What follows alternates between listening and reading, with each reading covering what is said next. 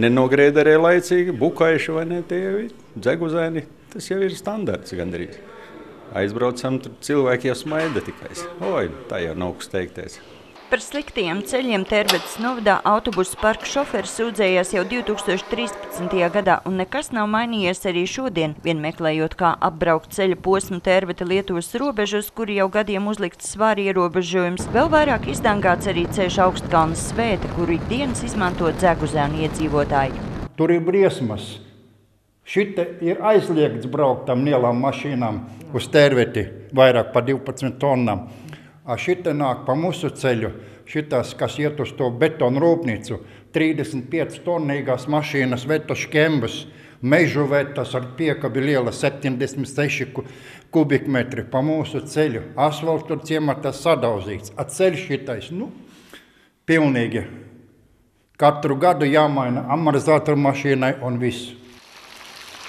Sīžeta filmēšanas laikā ceļš uz Dzeguzēniem gan ir svaigi nogrēderēts, bet situāciju tas neuzlabo. Līdzīga aina arī uz ceļa Augstkalna Bēne, kas ar novada centru savieno Bukaišu pagastu.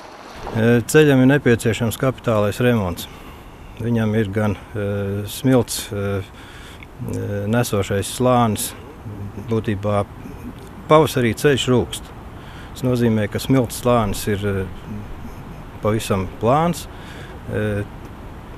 Virskārta ir nolietojusies, grāvju nav, nobrauktuju nav, caurteku nav, tā kā ir nopietnas remonts vajadzīgs. Vēl 2002. gadā pirms novada izveides bijusi noruna, ka šis ceļš tiks nosfaltēts, bet ir pagājuši 13 gadi un situācija nav mainījusies. Tā ir ļoti liela problēma zemniekiem un visiem pārējiem, kas dzīvojam šeit laukos, jo ceļi neizbraucami, mašīnas lūst. Traktori lūst. Pāris gadus atpakaļ viņam uzveda šķēmas, bet, atvainojiet, ja uzliek 3 cm slānīti, tas tā kā papīrs apmēram.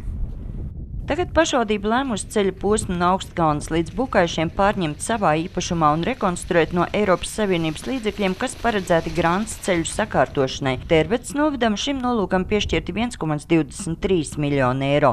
Vairāk kārtējās sarunās ar uzņēmējiem, sarunās novadā ar atbildīgajām amatpersonām. Mēs esam nonākuši pie tāda kopēja lēmuma lūgt valsti atdot šo ceļu pašvaldībai. Šis ceļš ir arī skolēnu autobusu tur pārvietojās un sabiedriskais transports. Un viņš atbilst pilnīgi visiem kritērijiem, tikai ir nepieciešams atrast finansējumu, kā šo ceļu sakārtot. Un mēs redzam, ka to finansējumu mēs varam atrast šobrīd pārņemot ceļu pašvaldībai. Protams, ka pašvaldība uzņemās saistību turpmāk šo ceļu uzturēt, bet tas ir vienīgais ceļš, kā mums to izdarīt, jo, kā jau es teicu, kad tuvākajos plānos vismaz 10 gados tur nav iekšā šī ceļa sakārtošana.